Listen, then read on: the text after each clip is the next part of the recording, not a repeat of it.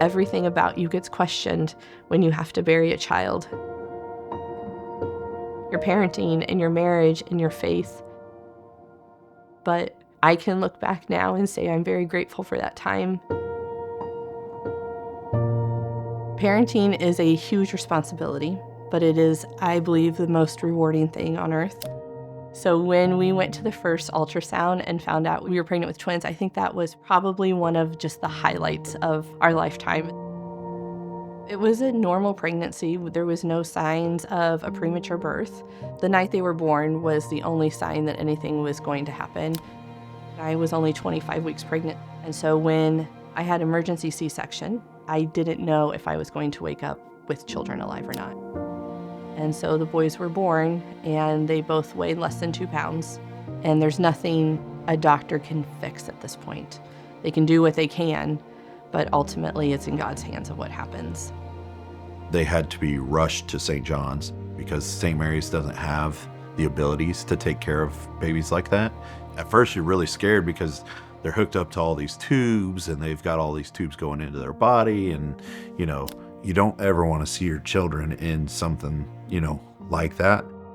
Trying to figure out how are we going to be at the hospital and work and pay a mortgage and a car payment, and we had another child at home. Heath walked in the first night, and he was just going to sleep in the waiting room, and the nurse there said, "You can't do that, but here is papers for the Ronald McDonald House." So Ronald McDonald House is a global system. We are in over 60 countries. Our house here in Springfield was one of the first 100 houses in the entire Ronald McDonald House global system. I think now we're well over 400 houses. And it was really born out of the need that families who are experiencing a child's illness or injury, the last thing they should have to worry about is how they're going to afford to stay in a hotel, how they're going to navigate transportation, how they're going to feed themselves. I always say that our job is to remove every other burden so that all that family has to worry about is the health and well-being of their child, because that's all they should be thinking about during that time. Isaac was twin B, baby B, and what happens with these babies is they get sick very quickly and everything progresses very quickly. Isaac needed emergency surgery. They did it there at the bedside because they couldn't transfer him to an OR. Afterwards, I feel like there was 100 people in there, and the nurses were all there, and there was just a different feeling in the room. We sat in the recliners that they have, and they unplugged him and took everything off, and we held him.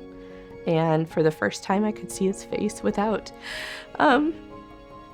any of the wires, and we said our goodbyes to him.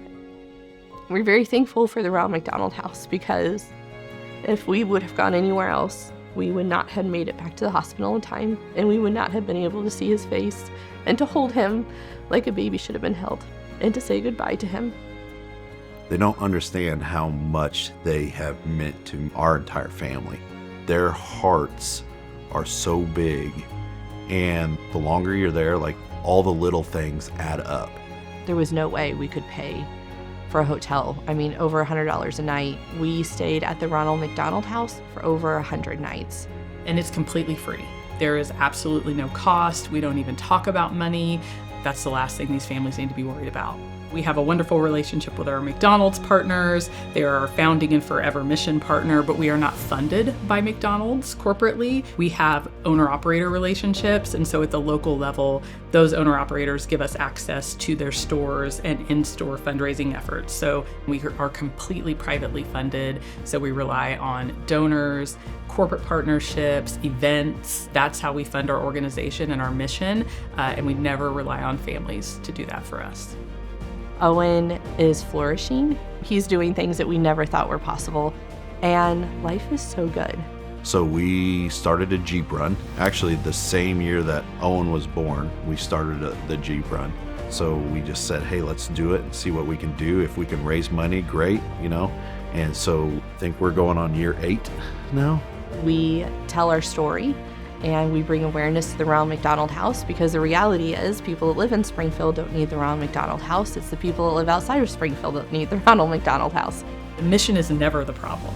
Every person you talk to here is here for the same reason. We're here for the families. And the challenge is always the need increases every single year, which means we need to bring in more donations and more partnerships. So the more that we can encourage people to invest in this mission, whether it be through their dollars or their time, the better, because that's just more families that we can serve.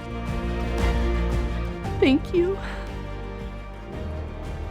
Thank you for being there in some of the most rough times, for listening to our stories, for just loving us, for taking your time so that we would not be grieving everything we've lost.